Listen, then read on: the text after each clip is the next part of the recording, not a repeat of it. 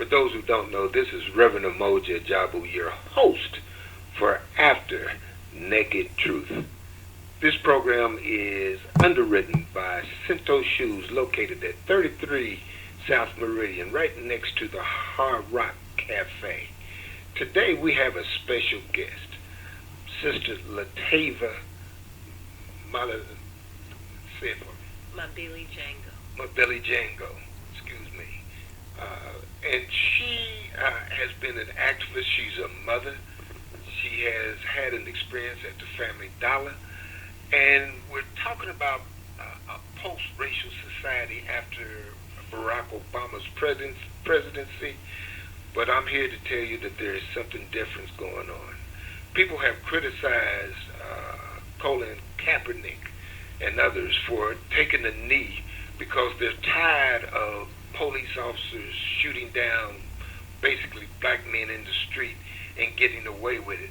Well, I'm here to say that the picture is larger than that. Everybody is not getting shot down and killed physically, but there is an assault on black people mentally and consciously, to where that they're actually trying to kill our kids.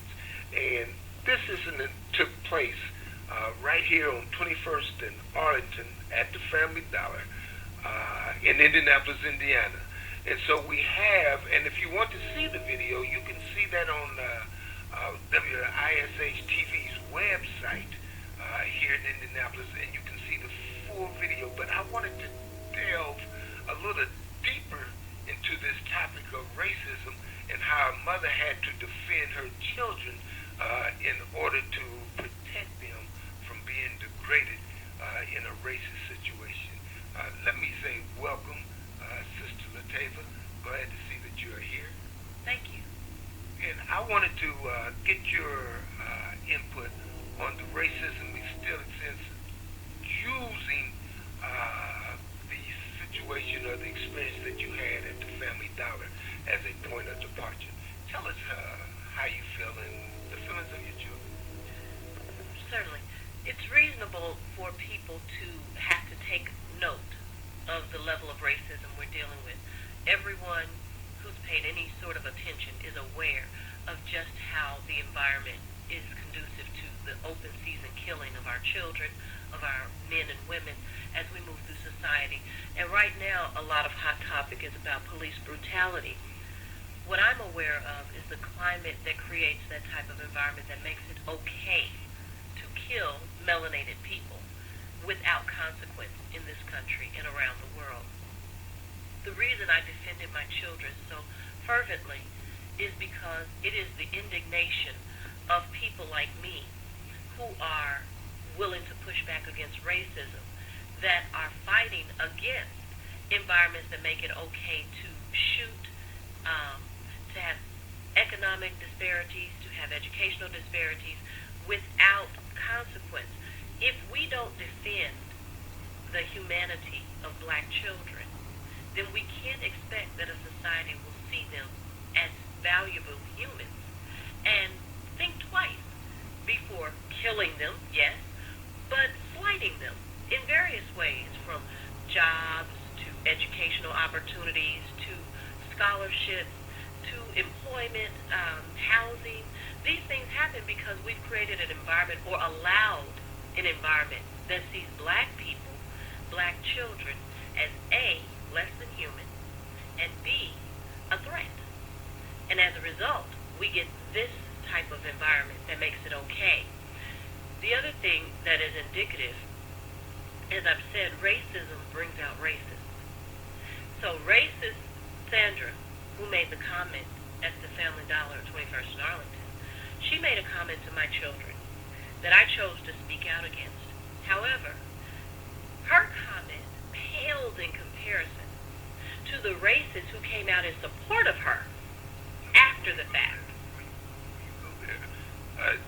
Our audience may not know what happened at the Family Dollar, so let them know how your children walked into the store in their African garb, and in the middle of September, she want to ask them if they're going trick-or-treating. Okay, so on a Tuesday afternoon, my children, 3 of them, who are homeschool children, had just completed their rites of passage ceremony the Sunday before. During their rites of passage, one of their requirements was to hand paint 6 yards of fabric. Their first ceremonial garments were to be made out of this fabric that they had to create. Ceremonial garments, the fabric is adorned with African symbols, their family symbols that represent their lineage, what family they are part of, who they are within that family. And from the fabric, they had to make garments that were to be worn for their first ceremony. Well, on Tuesday, they took photos in their ceremonial garments. I needed them to run an errand when we were done taking photos, and so I asked them if they go across the street and from our office and retrieve a couple gallons of water. And they were so proud and so pleased and wanted to wear their garments to the store. I mean, they made these garments, as they should have been able to be proud. They went into the store, and as the narrative goes from my son, when they first went in, they noticed the cashier just stared at them. They went on about their shopping. But when they picked up more items than they initially had planned, he went back to the front of the store, my 15-year-old son, to get a grocery cart. And when he went to get the grocery cart, she asked, "Well, are you going trick-or-treating tonight?" Now, mind you, this is mid-September when this happened, September 13th. September 13th, not October 13th. And so he simply said no, went back to his shopping, finished his transaction, and came back to the office. He let me know what happened. I immediately went to check Sandra because she's far too old not to be familiar with cultural garments. Oh, in her 50s easily. Easily. Oh, absolutely. And a lot of people felt like the harsh manner in which I spoke to her was so unfair. But as I've said, only in America can you be rude, racist, and as long as you're a white woman, you will also be a damsel in distress.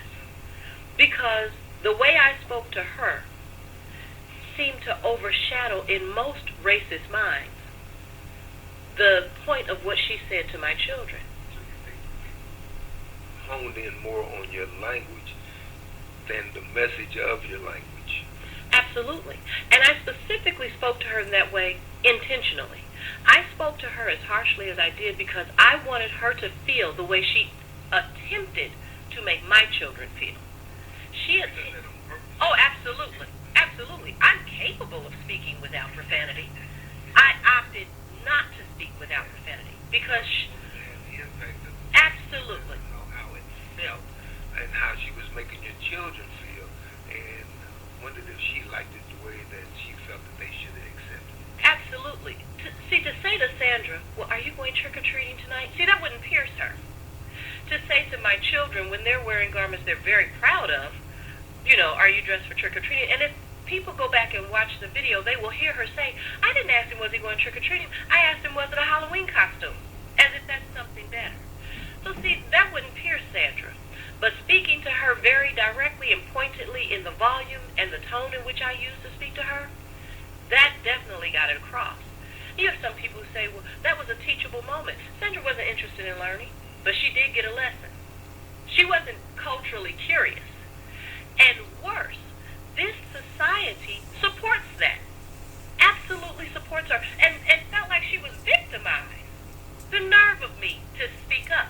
Just like the point you made, the nerve of someone to take a knee during the national anthem in this country. Yes, this country, built on racism, plagued by racism. The nerve of anyone to be disgusted and sick of the disparities that are abound. So do you think that even though on paper people of African descent are free, when it comes time for us to express our freedom, then people are saying, "Well, you have gotten out of your place"?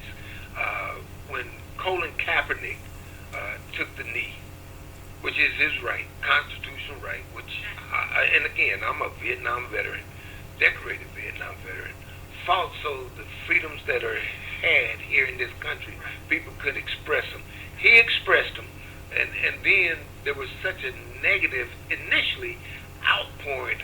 He disrespected veterans. Well, I had a number did not feel disrespected. But we see those people that were shouting sounds like the same type of person that was telling your children in the middle of September just because they have on African cultural attire, because they are reflecting their heritage, they must be zombies or something, or getting ready for Halloween. I'm wondering if that was turned over, if an Irishman came in there in a kilt and she had asked, well, are you dressed for Halloween? And a white mother came in and said, how would you have the nerve to disrespect my children and their heritage? I'm wondering if the outcry would have been the same. Reflect on that a little bit. Is there a double standard, or a standard where things are on paper, but in reality, we have a whole different reality? Two wonderful points. First and foremost, our human right is to defend ourselves. That's a human right. That's a natural human right. It doesn't even have to be on paper. That's one. But it shows you how prevalent racism is in this quote-unquote post-racist society. That as soon as we do defend ourselves, as soon as we do, then there's an indignation by the racists themselves, both black and white, mind you. Because you have black people so plagued with this cancer of racism that they too don't feel their lives are valuable enough. We don't have the right to be anything other than assimilated Americans. That's one. The other thing is, had a Irish child in a kilt walked in there and racist Sandra made that statement, I guarantee you the Irish community would not shop at Family Dollar. Not another nickel would come out of the Irish community. And some politician would have been on TV the next day apologizing and offering free green beer. They would have been apologizing and letting it be clear that in Indiana we love the Irish and yada yada yada. But instead, see, these were black children proud of their African heritage and displaying it openly, not anti-anything, but simply self-love, and it was met with, what a nerve. You must be joking. You must be playing. You must be playing and dressed up for pretend. This can't be real. That's the thing we have to pay attention to, and especially at 21st and Arlington, that's not the upper end of the economic food chain. The reality is, the response was largely plagued with, oh, they were probably spending food stamps. She probably got 3 or 4 baby daddies, and this and see all these stereotypes. And that too made me feel like, what a nerve. That made me feel like that because if I had been spending food stamps, that's all the more reason that that job should have been to be more polite. See, we don't pay attention to the power that black people have, and poor people don't pay attention to their economic power. You know, when they said that, I thought, now, every person who's qualified for the food stamp program should be up in arms. Because all these little hole-in-the-wall stores that pop up in these poor communities, they'll have a sign that says, EBT accepted, larger than their open sign. And there's a reason. There's such a subsidized kickback for food stamp programs nationwide that every retailer wants to accept them. But they will shame people that use them and assume when I walk in the store that that's what I have to do. They assume.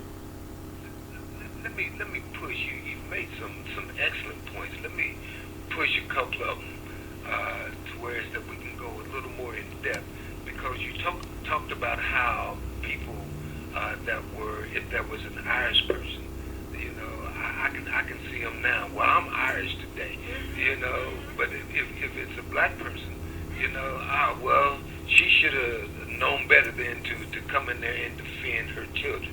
When you start talking about stereotypes, one of the stereotypes is that we don't care about our children. Mothers don't care about our children. Black men are absent from the family. But then when we stand up for our children, we're criticized. And you stood up because this woman was trying to mentally assassinate your children, and you said, no, You know, if there's some assassination, you have to deal with the assassinator. They got a mama. You know, and then with the mama, I'm here to defend them, to say that it's all right for them to be who their cultural heritage is. You also spoke about the economic aspect of things, and again, I want to tie this to the demonstrations that's going on that those football fields in the National Football League. It's spreading, and the youth in the high schools are taking a knee. The Indianapolis Fever have taken a knee. The question becomes, okay, now we got the athletes standing up, and now we've got a mother that has stood up. When are the people going to start? I tie this to Rosa Parks. She didn't stand up, but she sat down. That's right. And I'm wondering when we are going to stand up by sitting down and saying that when that national anthem is being played, I support Kaepernick. I support and there was a player for the Indianapolis Colts this last Sunday that took a knee. And so we're seeing that's growing on the field. I'm questioning whether it's going to grow off the field, and looks like it is, and you might be the catalyst to make that happen, because I think that, and I want to get your feeling on this, how would it look that in order for us to support you and your children, that we call for an African Day, and everybody wear their African garb and say that I am Bilal. Right. I am, what is your other children's name? Fatima. Janae. I am. You understand? This country What do you think about I think we need more than a day, Okay. because this country ridicules being black. It ridicules us. It demeans us. But it can't live without us. Which is why they pay attention when the athletes have the nerve to, all you're doing is sit down. How long is that little song? 3 minutes? If that. They only do one verse of it, right? So a few minutes, and that's a nerve. Of course they wouldn't, because the truth be told, right?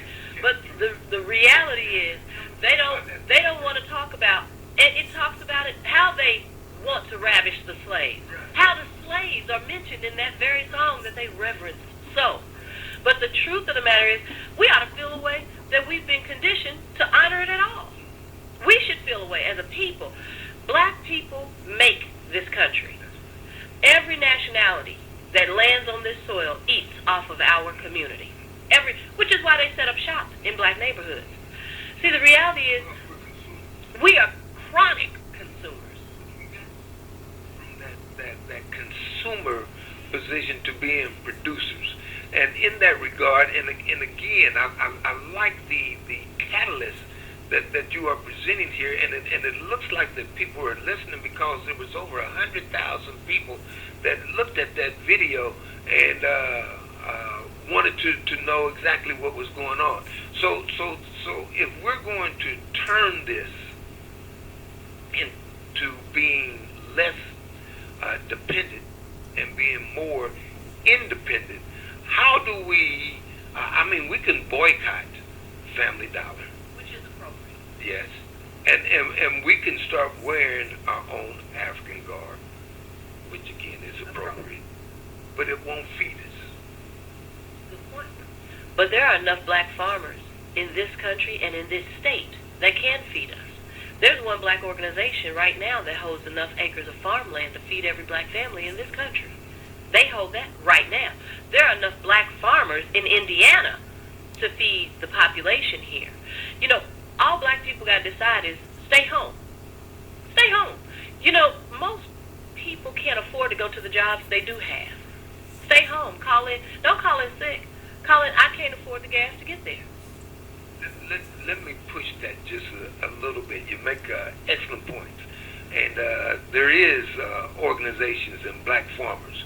So when you're talking about the NFL players who are saying that they're going to give monies to organizations that are fighting this social justice fight, what do you think about them, instead of giving the money away, to these organizations, putting the money to work by creating a foundation to where it's that they put their monies together in a black bank.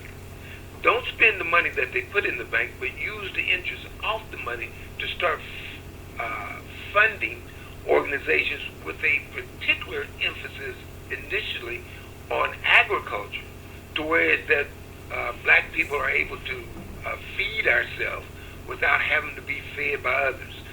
How, or I won't even ask the question, I'll make a statement. People cannot call yourself free if you cannot feed yourself. People cannot call yourself free if you cannot house yourself. People cannot call yourself free if you cannot clothe yourself, provide transportation for yourself, educate yourself. So if we're going to stop this racism, and really a racist impact is not too big if all he's doing is talking and not being able to control the situation. Right. If we are able to control our own situation, I don't care if you're racist. Right. Long as it don't impact me, you know, right. Do your thing. You understand what I'm saying? I might have some choice things to say myself. Right. You know, but if it doesn't impact you, so what? So I think in this movement, if we're going to develop, we need to move from just demonstrating, even though demonstrations has its place. Our appearance, our cultural activity, it has its place. But if we're going to be free, we got to talk about the basics. How do you feed yourself? How do you house yourself? How do you clothe yourself? How do you educate yourself so that you can be yourself? So that when somebody tries to talk about you being other than yourself, what are you doing with those clothes on? You ready for Halloween? Yeah, I am. It looks like I just saw a ghost, a zombie. So what do you think about that? I think you're right on the money. Because one of the things I often say is I'm a free woman. I don't do anything I don't want to do. See, a lot of times we say this and we're still dependent in a way that is deadly on the very system we need to push back against. You make such valid points. What people don't know with all the stereotypical assumptions, I live on a farm. I grow my own food. I educate my own children. We build most things that we have. The very son that was insulted is a builder. Already a carpenter. So one of his favorite gifts that he got for his birthday was a new tool belt. So these aren't non-productive people we're talking about. You understand what I'm saying? We practice independent economics. We run our own businesses, which is why I often say, I don't have anything they can take from me, and they don't have anything I want. Do you understand what I mean? When we take that position, then we're moving from a position of power. When we can say, you can't squeeze me by denying me access to your things. When I can stop wanting what someone else has more than I want myself, but I must insist that you will respect my humanity, or I'm prepared to defend it in whatever manner you force me to. When you attempt to impose your racism or oppression upon me. And we as a people have to do that. We have to stop giving our money to Family Dollar and any other establishment that doesn't give us the service we deserve. We need to stop participating. I mean that with schools and everything. If your children are mistreated, it is your job to defend them. That's my job, and I mean to do it well. Well, I agree with you 101%. And I think that we need to start educating our kids, and we can use this stage that Kaepernick in the NFL and really the sister started first, the Fever, and I can't even call her name now. That's retiring. Catchings, Tamika. She and they started that first, and they were fine, and now the guys have caught on. So I think that we ought to honor them and give guidance to that, to where is that we start moving toward independence. I am going to have to wind this down, and I really want to appreciate you coming to the radio program and sharing your experience to make it a teaching moment that goes up and beyond your experience so that more people understand that we can solve racism by just being ourselves and doing for ourselves instead of looking for other folks to do for us that which we ought to be doing for ourselves. And so if we can have a future conversation on how to mobilize our people in order to where is that we become as independent as possible, starting out with the basics, and maybe even trying to get in touch with the NFL players and the fever to say that, look, pull that money, put it into a black bank, put it to work, don't give it away, use the interest to start financing farmers to help them mechanize and create the food chain to where is that the food that they grow can be distributed, and also create the grocery store to where is that we're not dependent on Kroger or anybody else. We can feed ourselves to where is that we can speak for ourselves instead of being spoken for by others. You have been listening to After Naked Truth. Y'all know that if you do not or cannot handle the truth, you got to get out of the room, because we're going to have the truth in this place, and the truth is not going to have on any clothes. It's going to be naked, and those well-dressed lies, we're going to strip them of their clothing. We're here every Wednesday, 8:30 p.m. to 9. We will be back, and we will be looking for you. Are you ready? After Naked Truth is underwritten by Swansea's Auto Laundry, located at corner of 10th and Senate. We're clear. It is the oldest hand car wash in Indiana. It was established in 1942, family owned and operated, 934 North Senate Avenue, Indianapolis, Indiana, 46202. Their phone number is area code 317-635-0618. You have been listening to After Naked Truth. The truth does not have on any clothes. Those well-dressed lies will be stripped of their clothing, and the truth will be exposed. We will be here every Wednesday, 8:30 to 9 p.m. telling the truth, the whole truth, and nothing but the truth.